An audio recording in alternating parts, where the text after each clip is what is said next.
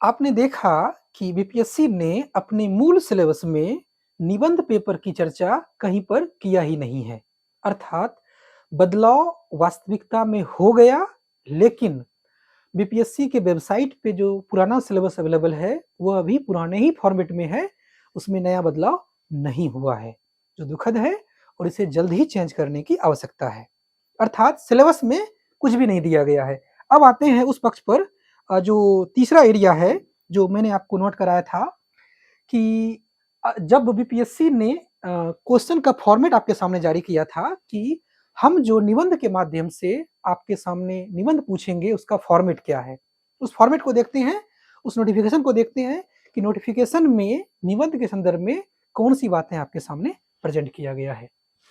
तो ये रहा नोटिफिकेशन, और एसे का जो क्वेश्चन पेपर है उसका वास्तविकता में फॉर्मेट किस तरह का है, वह बीपीएससी ने 68वीं मेन एग्जाम के प्रारंभ होने के कुछ समय पहले यह नोटिफिकेशन जारी किया था। इसमें आप देख पा रहे हैं कि यह जो है निबंध का पेपर है, जिसमें कि आपको पूरा चर्चा किया गया है। ये रहा format of essay question paper. आप देख पा रहे होंगे कि यह जो पेपर है वह 300 मार्क्स का है और उसमें 3 खंड हैं, सेक्शन 1, सेक्शन 2 और सेक्शन 3। 3 सेक्शन है और तीनों सेक्शन में जो है 4-4 निबंध रहेगा। यह यहाँ पर फॉर्मेट नहीं दिया गया है, केवल यह बताया गया है कि खंड 1 में जो निबंध रहेगा उसमें से उसका जो वेटेज है वो 100 मार्क्स का है। और आप ये भी देख पा रहे हैं कि right any one essay out of given topics. आपको ये समझना होगा कि आउट ऑफ गिवन टॉपिक्स का अर्थ यहाँ पर क्या है। यहाँ पर जो निबंध की संख्या रहेगा, गिवन टॉपिक्स की जो बात हो रही है उसकी संख्या स्वयं में कितना रहेगा। ये जो गिवन टॉपिक है इसकी संख्या 4 रहेगा। ये तीनों खंड में 4-4 निबंध रहेंगे, लेकिन उनकी चर्चा यहाँ पर नहीं किया गया था। तो इसके बाद जो अगला पड़ाव है उसको हम देखते हैं कि सेक्शन 1 में भी ये बात किया गया था कि इसका जो वेटेज है वो 100 मार्क्स का रहेगा और यहाँ पर कुछ टॉपिक दिए रहेंगे जिसकी संख्या 4 है। उस 4 में से कोई एक निबंध चुन के आपको लिखना है। यही बातें, सेम बातें सेक्शन 2 में भी किया गया है। सेक्शन 2 का वेटेज भी 100 मार्क्स का है और यहाँ पर भी 4 निबंध रहेंगे।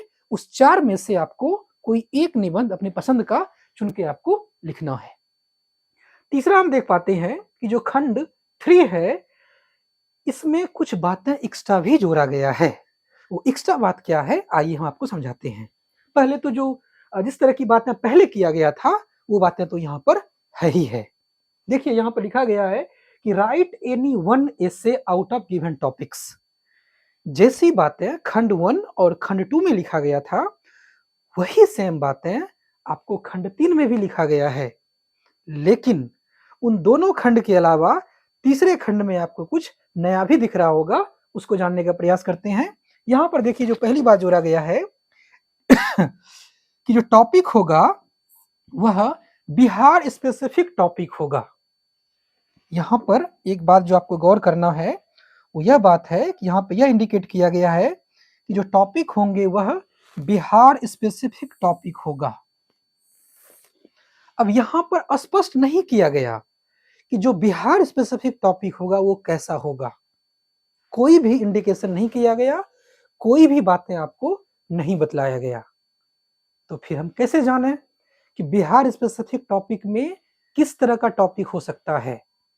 ये बातें बीपीएससी के चेयरमैन श्री अतुल प्रसाद जी ने अपने कई सारे इंटरव्यू जो मीडिया के सामने दिए थे उनमें कुछ बातों को उन्होंने स्पष्ट किया। और जो 68वीं का मेन एग्जाम जब हुआ, जब एसए का पेपर हुआ, तो वहां पर जो टॉपिक आपके सामने प्रेजेंट किए गए हैं वहां पर भी कुछ उसके प्रमाण दिखेंगे और कुछ प्रमाण या कहिए कुछ बातें, कुछ आधार हम प्राप्त करेंगे। कहां से? पीएससी के चेयरमैन की बातों से प्राप्त करेंगे।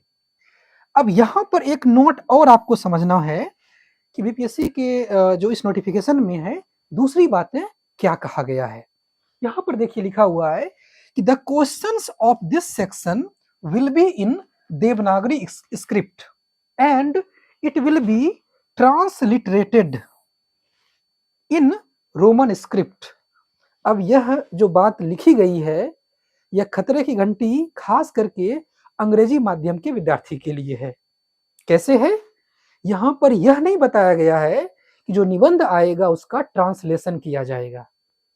ट्रांसलिटरेशन किया जाएगा, अर्थात जो बातें देवनागरी स्क्रिप्ट में है उसी को हूबहू रोमन लिपि में लिख दिया जाएगा। अब सबसे बड़ा जो बदलाव हुआ है वह यही पे हुआ है कि ट्रांसलेशन नहीं रहेगा, ट्रांसलिटरेशन किया जाएगा। इसका अर्थ यह हुआ कि जो टॉपिक रहेगा वह देवनागरी लिपि में अगर आप समझ सकते हैं, हिंदी की अगर समझ है, अब हिंदी में यहाँ पर हिंदी को थोड़ा सा और विस्तार रूप में बताता हूँ, केवल हिंदी से काम नहीं चलेगा। यहाँ पर चूंकि टॉपिक का संबंध बिहार स्पेसिफिक टॉपिक से है, तो आपको बिहार की लोकल भाषाओं की समझ ठीक ठाक मात्रा में होना चाहिए। वहाँ प्रचलित जो लोकोक्ति है, जो कहावत है, जो मुहावरे हैं, वह आपको आना चाहिए। बिहार के मुद्दों की समझ होना चाहिए। बिहार किन किन प्रॉब्लम से जूझ रहा है, कम से कम 10-15 ऐसे प्रॉब्लम जो एक सिविल सर्वेंट के लिए कहिए कि अवसर होता है अपने आप को प्रूव करने का, उनको आपको जानना होगा। उनके नवाचारी समाधान आपको सोचने होंगे, आपको व्यवहारिक समाधान प्रेजेंट करने होंगे। ये सारी बातें जो मैं बीच-बीच में कोट कर रहा हूं आपके सामने, ये सारी बातें बीपीएससी के चेयरमैन के द्वारा उनके इंटरव्यू में कहा गया है। अभी कुछ टाइम के बाद हम उसकी ओर मूव करेंगे और सर की बातों को सुनेंगे और उन बातों से मूल जो बातें हैं, क्रस्ट जो बातें हैं, वो आपके सामने टू द पॉइंट और पॉइंट वाइज आपको नोट करा दूंगा, ताकि बीपीएससी के द्वारा ऐसे को इंट्रोड्यूस करने के पीछे जो मूल मंशा है, जो मूल इंटेंशन है, या कह सकते हैं कि जो बीपीएससी क्या चाहता है ऐसे के माध्यम से, बीपीएससी का जो आपके लिए कहिए कि जो एक योजना है, वो योजना क्या है, आपके किन गुणों की तलाश करना चाह रहा है ऐसे के माध्यम से, उन सारे बातों की चर्चा हम करेंगे। अब जो है आपने देख लिया कि पहला जो नोटिफिकेशन मुख्य परीक्षा से पहले जारी किया गया था, उसमें केवल ये बताया गया है कि प्रश्न जो है किस स्वरूप में होगा। आइए इसके बाद हम चलते हैं अगले पड़ाव पर, और आप देख पा रहे होंगे कि इस नोटिफिकेशन की बात हमने आपके सामने अभी कर लिया, तीसरा थर्ड पॉइंट। अब इसके बाद बारी आती है चौथा पॉइंट, मेन एग्जाम का नोटिफिकेशन, जिसमें कि पूरा वैकेंसी का डिटेल भी रहता है और अन्य खंडों के का निर्देश भी रहता है, और फॉर्म कैसे भरा जाना है मेन का वहां भी रहता है। वहां पर भी कुछ इंस्ट्रक्शन दिया गया है। मैं केवल और केवल जो ऐसे का इंस्ट्रक्शन है उस संदर्भ में बात करने जा रहा हूं आपके सामने। आइए उस प्रमाण पे चलते हैं और जानने का प्रयास करते हैं कि वहां पर बीपीएससी ने किन बातों को आपके सामने रखा है। उन बातों को देखते हैं। और ये रहा वो खंड जहां पर कि बीपीएससी ने जो है मेन का नोटिफिकेशन प्रेजेंट किया था आपके सामने, और इसमें हम कुछ बातों को ढूंढने का प्रयास करेंगे जो खास करके आपके निबंध के लिए बीपीएससी के द्वारा प्रेजेंट किया गया है। तो ये पूरा का पूरा नोटिफिकेशन है, आप देख पा रहे होंगे, ओरिजिनल नोटिफिकेशन है।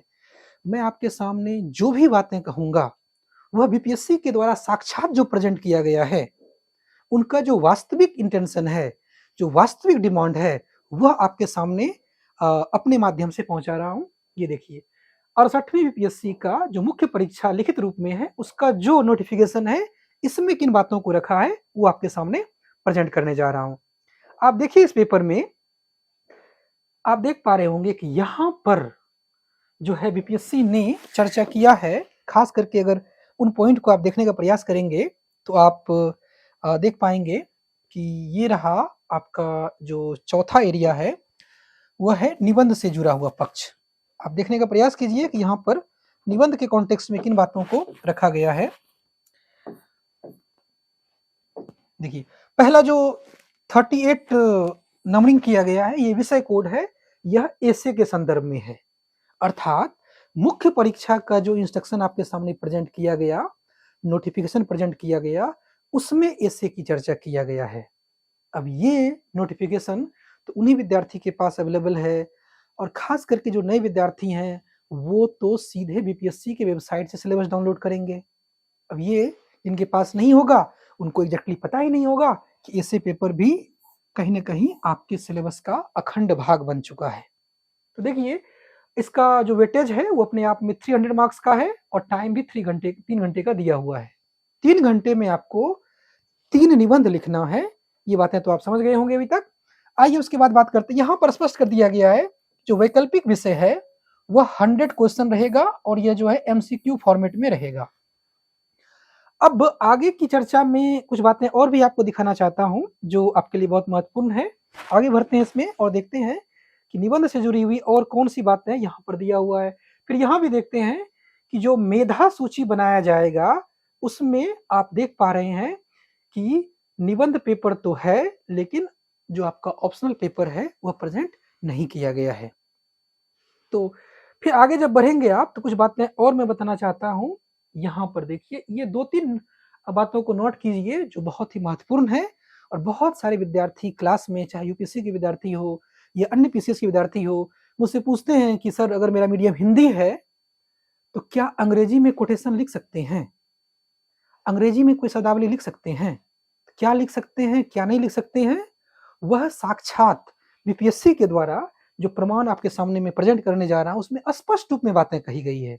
केवल मैं उन बातों को आसान शब्दों में आप तक पहुंचाने का प्रयास कर रहा हूं। देखिए उन्होंने क्या कहा है कि सभी भाषेतर विषय, भाषा से जो इतर विषय है, तो भाषा वाला विषय कौन बीपीएससी सिलेबस में है? 100 नंबर का हिंदी है। उससे जो इतर विषय है, अर्थात जो आपका जीएस 1 है, जीएस 2 है, ऐसे का पेपर है, वहां पर कौन सी बातें कहा गया है उसको देखिए। सभी भाषेतर विषय के उत्तर हिंदी या अंग्रेजी या उर्दू लिपि में से किसी एक भाषा में उत्तर दिया जा सकता है। अन्य भाषा में उत्तर देने की छूट उम्मीदवारों को नहीं होगा। तो आपके आंसर के लिए आपके पास 3 विकल्प है। हिंदी में दीजिए, इंग्लिश में दीजिए, उर्दू में दीजिए। It totally depends on you. अगला पॉइंट है कि प्रश्न पत्रों के उत्तर देने का विकल्प लेने वाले विद्यार्थी यदि चाहें तो केवल, आइए इन बातों को नोट करते हैं। यहां पर किन बातों की चर्चा किया गया है? केवल जो तकनीकी शब्द हैं, जैसे कंप्यूटर, आप संगणक ब्रैकेट में रोमन लिपि में कंप्यूटर COMPUTER इस फॉर्मेट में लिख सकते हैं, ऐसी बातें कहा गया है। केवल तकनीकी शब्द या वाक्यांश, किसी वाक्य का जो अंश होता है या उद्धृत अंश जो होता है, यदि कोई है का चुनी गई भाषा के साथ, जैसे मान लीजिए कि मैं एक हिंदी मीडियम का विद्यार्थी हूं और हिंदी मीडियम में अपना निबंध लिख रहा हूं। अब मुझे कोई तकनीकी शब्द यूज करना है तो मैं क्या कर सकता हूं कि उस तकनीकी शब्द को जो है चुनी हुई भाषा के साथ, देखिए जैसे कि मैं जो है उस शब्द को चुनी हुई भाषा में तो लिखूंगा ही लिखूंगा, लेकिन ब्रैकेट में जो है अंग्रेजी रूपांतरण भी दे सकते हैं।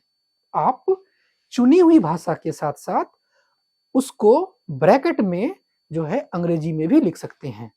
यह छूट आपको दिया गया है। कोई वाक्यांश हो, कोई उद्धरण हो सकता है कोई कोट हो, आप उसको इंग्लिश में भी प्रेजेंट कर सकते हैं।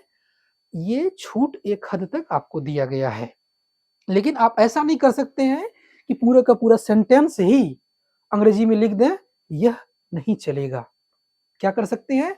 वाक्य का जो कुछ अंश है या उद्धृत अंश है या कोई टेक्निकल शब्द है, उसको आप हिंदी भाषा के साथ साथ, उर्दू भाषा के साथ साथ ब्रैकेट में जो है अंग्रेजी में रोमन स्क्रिप्ट में भी आप लिख सकते हैं या देवनागरी में भी आप लिख सकते हैं। इसकी छूट आपको दिया गया है। तो ऐसे के बारे में मैं आपके सामने जिन जिन बातों को अलग अलग खंड के रूप में एकत्रित कर रहा हूं, उन बातों को नोट करते हुए चलिए और बीपीएससी के मूल मंशा को, मूल डिमांड को, बीपीएससी की अपेक्षाओं को समझते हुए चलिए, ताकि अगर आपको इंटेंशन पता रहेगा, आप उसी इंटेंशन का, उसी डिमांड की का सप्लाई कर पाएंगे अच्छे तरीके से। आइए इसके बाद हम जो आगे की बातें आपके सामने प्रेजेंट किए हैं उसको जानने का प्रयास करते हैं कि अगला कौन सा डॉक्यूमेंट है जिसके माध्यम से हम बीपीएससी के बारे में सारी बातों को जान सकते हैं। तो अगला जो पक्ष है वह पक्ष है आपका, जो मैं चौथा पॉइंट आपको लिखाया था वह मैंने पूरा कर लिया। इसके बाद आप देख पा रहे होंगे कि पांचवा खंड जो है वह है बीपीएससी के चेयरमैन सर श्री अतुल प्रसाद जी ने निबंध के कॉन्टेक्स्ट में, मैं GS1 GS2 की बात अभी नहीं कर रहा हूं, जब मैं GS1 GS2 की बात करूंगा तो उस समय आपके सामने सारे प्रमाण GS1 GS2 के अवेलेबल कराऊंगा, ताकि आप तार्किक रूप में प्रमाण के साथ ये समझ पाए बीपीएससी डायरेक्टली क्या चाहता है, बीपीएससी का जो डायरेक्टली मंशा है वह क्या है। न कि किसी XYZ व्यक्ति आपको बताए या कोई किताब में लिखा हुआ है, किसी आपने कहीं पर नोट्स में पढ़ लिया, वो सब बातें अप्रत्यक्ष बातें हैं। मैं भी एसे के कॉन्टेक्स्ट में आपको बहुत सारी बातें बताऊंगा आने वाले दिन में, जब एसे की प्रॉपर क्लास शुरू होगा, जब मैं बताऊंगा एसे क्या होता है। लेकिन सबसे ऑथेंटिक स्रोत क्या है? बीपीएससी स्वयं है।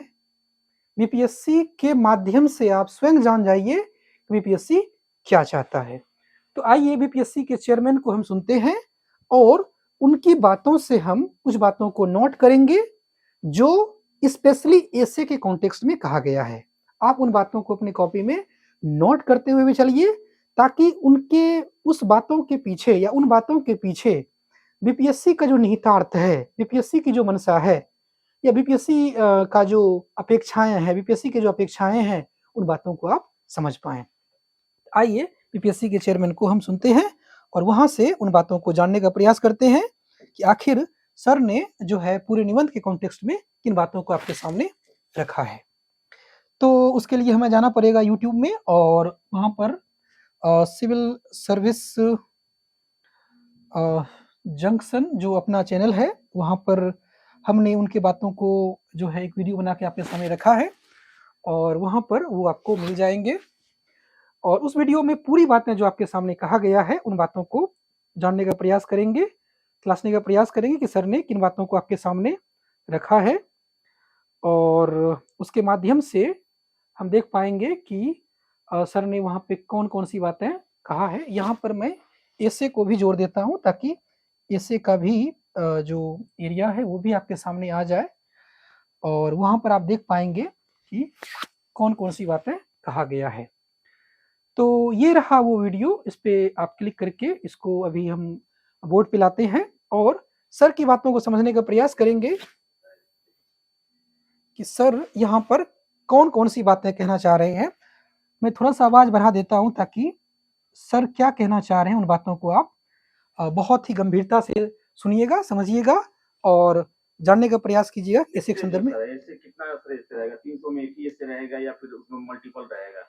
सबसे पहले तो द बिहार टॉप और इसके बाद एक और चैनल का जो इंटरव्यू लिया गया है सर के द्वारा, तो बिहार जो है द बिहार टॉप को जो है उन्हीं के सौजन्य से ये वीडियो हम देख पा रहे हैं। उनको बहुत बहुत धन्यवाद, तहे दिल से धन्यवाद। और फिर आगे जो चैनल आएगा हम उनको भी धन्यवाद देंगे और उनके माध्यम से सर ने किन बातों को आपके सामने प्रेजेंट किया है, खास करके ऐसे कॉन्टेक्स्ट में उनको जानने का प्रयास करते हैं। आइए सुनते हैं सर को, सर क्या कह रहे हैं। अब इसके साथ साथ जो है हम ये भी जानने का प्रयास करेंगे कि सर जो कह रहे हैं जिन बातों को, हम उसको नोट करते हुए भी चलेंगे, ताकि उन बातों को आप बहुत ही गहराई से डिटेल में उन बातों को समझ पाएं और उन बातों को बिल्कुल समझ पाएं। हमने भी उन बातों को नोट किया है आपके लिए और उसको टू द पॉइंट लिखाने का हम प्रयास करेंगे। आइए सुनते हैं उनकी बातों को। एक ऐसे नहीं रहेगा, एक से अधिक रहेगा और ऐसे एक ऐसी चीज है जो उसका वास्ट मतलब स्कोप हो सकता है। पहली बात समझिएगा कि सर ने आपके सामने यह स्पष्ट किया कि जो ऐसे रहेगा उसका स्कोप वास्ट स्कोप रहेगा। तो पहला पॉइंट आप नोट करते हुए चलिएगा कि ऐसे का जो स्कोप रहेगा वह स्कोप, ये वास्ट स्कोप कहने का मतलब यह है कि टॉपिक जो रहेंगे वो बहुत ही डाइवर्सिफाइड रहेंगे। किसी एक ही खंड से या जो आप जीएस में पढ़ते हैं उसी से नहीं रहेगा, किसी भी एरिया से हो सकता है। यहाँ पर एक बात जो समझना है कि टॉपिक की विविधता रहेगा। हमने उन बातों को नोट किया है कि आप जो है अभी आप आगे की बातों को सुनिए, सर क्या कह रहे हैं, उन बातों से समझ उत्पन्न होगा। टॉपिक्स आ सकते हैं, आप उतने तरह के टॉपिक्स को आप किसी भी जगह आप जाकर के आपको कोई पढ़ा नहीं सकता उसको। उसके लिए थंब रूल ये होगा, आपके लिए मंत्र होगा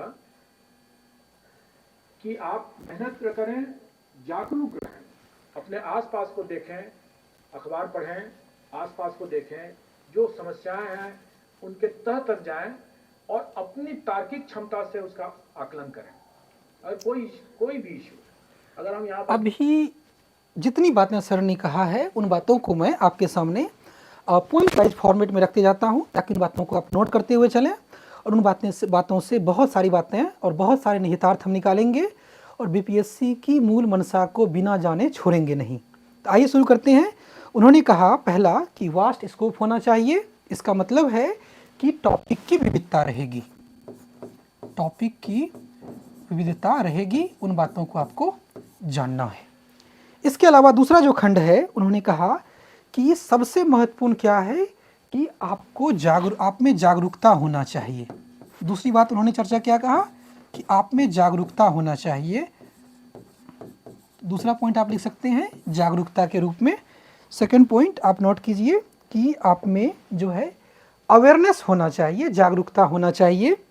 और ये थंब रूल के रूप में है, जो हमारे राज्य के अंदर, भारत के अंदर और विश्व में जो घटनाएं घट रही है, हमारे चारों ओर जो घटनाएं घट रही है, उनके पीछे जो है क्या निहितार्थ हैं, उनके कारण क्या हैं, उनका प्रभाव भारत, बिहार और सामान्य व्यक्ति पे क्या हो रहा है, ये सब जो जागरूकता होता है समाज के रूप में, समाज में जो है कौन कौन से कार्यक्रम हो रहे हैं, कौन कौन सा क्रियाकलाप हो रहा है, जो आपका और समाज के बीच इंटरेक्शन है, उनसे इन बातों को जागरूकता के साथ आपको जानने की आवश्यकता है। और तीसरा पॉइंट जो सर ने अपने चर्चा में बताने का प्रयास किया वह है कि जो टॉपिक की समझ है वो बहुत ही गहरा आपका होना चाहिए। आइए उन बातों को सुनते हैं। कि अगर बिहार में जैसे बाढ़ की समस्या हर साल आती है, कोई आपको जो पढ़ाए न पढ़ाए, अगर हम ये कहें कि इसके कुछ ऐसे आप सॉल्यूशन बतलाएं जो कि अलग तरह के यूनिक तरीके हो, तो वो भी एक क्वेश्चन हो सकता है। निबंध एक से अधिक होंगे, आप उतने तरह के टॉपिक्स को आप किसी भी जगह आप जाकर के आपको कोई पढ़ा नहीं आप पूरी बातों को पहले सुन लीजिए, तब मैं क्या करता हूँ कि सारे बातों को आपके सामने नोट करा देता हूँ। आप मेहनत आइए सुनते हैं सर को। जागरूक रहें, अपने आसपास को देखें, अखबार पढ़ें, आसपास को देखें, जो समस्याएं हैं उनके तह तक जाएं और अपनी तार्किक क्षमता से उसका आकलन करें। अगर कोई भी इशू अगर हम यहाँ पर देखें कि अगर बिहार में जैसे बाढ़ की समस्या हर साल आती है, तो आपको जो पढ़ाए न पढ़ाए, अगर हम ये कहें कि इसके कुछ ऐसे आप सॉल्यूशन बतलाएं जो कि अलग तरह के यूनिक तरीके हो, तो वो भी एक क्वेश्चन हो सकता है, निबंध हो सकता है। ये भी हो सकता है कि जैसे कि अगर आपको मुख्यमंत्री जी की कुर्सी अगर आपको मिल जाए तो आप क्या करेंगे, कैसे करेंगे, आप कौन सा ऐसा नया काम करना चाहेंगे, या आपको क्या लगता है कि बिहार के 10 मुख्य समस्याएं क्या हैं प्रमुख, और उनका क्या समाधान, आपके दृष्टिकोण से समाधान क्या हो सकता है। कई ऐसे हैं जो कि ये तो फिर भी एक आसपास की बातें, कुछ आपके फिलोसफिकल भी हो सकते हैं। जैसे मैं कर सकता हूं कि आप कर्म किए जा, फल की चिंता मत कर। आज आधुनिक या इंटरनेशनल डिप्लोमेसी में या अपने आसपास के पड़ोसी देशों के लिए ये कितना लागू करना है, ये हम अपने क्या तैयारी करें, एक प्रशासनिक पदाधिकारी के रूप में आपको क्या लगता है। कई तरह की बातें हो सकती हैं। मैं तो अपने अभी जो आपने मुझे पूछा तो मैंने इम्प्रॉम्प्टू आपको कुछ बता दिया। निबंध एक से अधिक होंगे, लेकिन जो भी होंगे उसमें आपकी मौलिक क्षमता को का आकलन किया जाएगा। कोई आपको पढ़ा नहीं सकता है इसको, कोई आपको रटा नहीं सकता है इसके लिए आपको कोई विशेष तैयारी भी नहीं करनी होगी। आप सिर्फ जागरूक रहें, समझदार, अपने सोचने की क्षमता को रखें। ऐसा ना हो कि कोई आपको पढ़ा दिया, रटा दिया, तो फिर आप अपने सोचने समझने की क्षमता खत्म हो गया। अंतिम प्रश्न है, ई ऑप्शन ऐसे के बारे में ज्यादा हम लोगों ने नहीं बताया था। हम ऐसे के बारे में बताएंगे। हम जानते थे उस समय नहीं लोगों ने बताया, क्योंकि अभी पहले लोग अपने शांति से दे दें और जब पीटी जब कर लेंगे उसके बाद। ऐसे जो है वो कभी भी वो जीएस पेपर का एक्सटेंशन नहीं है, मतलब कि वो जीएस की जांच नहीं है। जीएस में तो जीएस 1 एंड जीएस 2 है ही, सब पेपर है ही। ऐसे जो रहेगा वो आपका राइटिंग स्किल और एथिकल स्किल्स को ही देखेगा। वो आपके जीएस का फिर से परीक्षा नहीं ले रहे हैं, हम ऐसे अलग है, तो जीएस से कोई लेना देना नहीं होगा। उसमें 3 सेक्शंस रहेंगे, 300 नंबर का है वो, तो 3 सेक्शन रहेंगे, 100 नंबर के 3 सेक्शन रहेंगे। हर सेक्शन में 4-4 क्वेश्चन रहेंगे, ये उसका फॉर्मेट रहेगा। 4-4 क्वेश्चन रहेंगे हर सेक्शन में, उसमें से एक तक करना है तीनों में। उसमें 2 तो आप समझें कि जीएस नहीं है, तो आप सिलेबस उसका सेम है जो कहीं भी रहता है, सिलेबस में हम कोई एक्स्ट्रा नहीं करें, लेकिन उसके लिए मेरा मानना है कि उसके लिए आपको ऐसे न्यूट्रल टॉपिक्स दिए जाएंगे जिसमें कि आपके अपनी जो एनालिटिकल स्किल है, विश्लेषण की क्षमता है और आपकी जो लिखने की जो क्षमता है, उसका ही आपका करना है। आपको कोई उसके लिए विशेष नहीं पढ़ना नहीं है, लेकिन आपको जरूर प्रैक्टिस जरूर करने की जरूरत है। पढ़ना ज़्यादा नहीं है, आपको कोई भी चीज़ के बारे में अपना विचार जरूर रखना है। खुद भी छोटा छोटा चीज़ भी हो सकता है, तो बड़ा चीज़ हो सकता है, फिलोसफिकल चीज़ हो सकता है, कुछ भी हो सकता है, कहावत हो सकता है, मुहावरा हो सकता है, उसका आप एनालिसिस चोर की दाढ़ी में तीन का मान लें, अगर ये एक सवाल है तो कहने का मतलब है कि इसके लिए आपको किताब आपको पढ़ने की जरूरत नहीं है। आप कितना आप इसको किस तरीके से आप लिखते हैं, कोई लिख सकता है उसको ह्यूमरस तरीके से लिख सकता है, कोई उसको फिलोसफिकली लिख सकता है, कोई कुछ और लिख सकता है। तो ये आपके लेखन की क्षमता और आपके विश्लेषण की क्षमता को आकलन है। और इसमें 4-4 ऑप्शन रहेंगे हर सेक्शन में और 100-100 नंबर के रहेंगे। तीसरा सेक्शन जो होगा वो थोड़ा बिहार ओरिएंटेड रहेगा, बिहार राज्य, बिहार से ओरिएंटेड। तो जरूरी नहीं है कि वो आपका, जिसे मैंने बताया कि जीएस का वो पेपर नहीं है। आपसे पूछा जा सकता है कि लिट्टी चोखा के बारे में आपको क्या पता है, उसका मतलब कुछ भी इस तरह का चीज पूछा जा सकता है जो कि बिहारी लोगों को इसमें फायदा होगा। और ये उद्देश्य भी है कि उनको प्राथमिकता मिले, इसलिए उसमें वो बिहार ओरिएंटेड और बिहारी संस्कृति, बिहारी कला, बिहार के बारे में मतलब कुछ ऐसी बातें होंगी, कहावत, जो जिस पर कि वो आधारित होगा। आपका जनरल नॉलेज का वो टेस्ट नहीं होगा, लेकिन आपको बिहार के बारे में, बिहार के लोग जो रहेंगे वो उसमें खास करके उसके जो अगर हम मान लें कि कोई, हम सिर्फ उदाहरण दे रहे हैं, ऐसा नहीं कर रहे हैं कि यही क्वेश्चन रहेगा, हम खाली उदाहरण दे रहे हैं। जैसे हम बिहार में जैसे कहावत है भोजगढ़ी पोहा, ठीक है, भोजगढ़ी पोहा। अब बिहारी जो लोग होंगे वो उसी तरह समझेंगे इसको, भोजगढ़ी पोहा का क्या मतलब होता है। इसको अगर हम नॉन बिहारी अगर कोई बाहर से अगर आता है तो उनको थोड़ा कठिनाई होगी। अगर हम इसको, हर मेरा क्वेश्चन जो रहता है वो बाइलिंगुअल होता है, इंग्लिश में भी होता है, हिंदी में भी होता है, लेकिन ये वाला क्वेश्चन जो रहेगा वो इंग्लिश में नहीं रहेगा, रोमन लिपि हो सकता है, मतलब कि इंग्लिश का में ट्रांसलिटरेशन हो सकता है। तो हम भोजगढ़ी पोहा को हम BHOJ भोज घड़ी का GHAR बिहार इसी तरह से लिख देंगे उसको। लेकिन हम चाहेंगे कि जो हमारे बारे में, बिहार के बारे में जो लोग ज़्यादा जानते हैं, समझते हैं, उनको प्राथमिकता मिले, और इसीलिए ये तीसरा क्वेश्चन इस तरह से आएगा। तो ये हुआ हमारा इसका ऑप्शनल में थोड़ा सा हम लोग।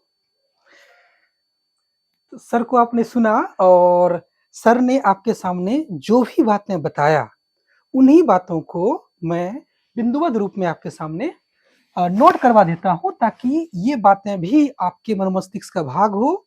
और जब भी आपको बीपीएससी की मंशा जानना हो, बीपीएससी का जो कहिए डिमांड जानना हो, बीपीएससी का औचित्य समझना हो, बीपीएससी का ध्येय जानना हो कि निबंध पेपर को प्रेजेंट करने के पीछे क्या मंशा है और किस तरह के सवाल आ सकते हैं, उन बातों को आप बारी बारी से नोट कीजिए। तो पहला जो सर ने बताया कि निबंध के पेपर का बहुत ही वास्ट स्कोप है।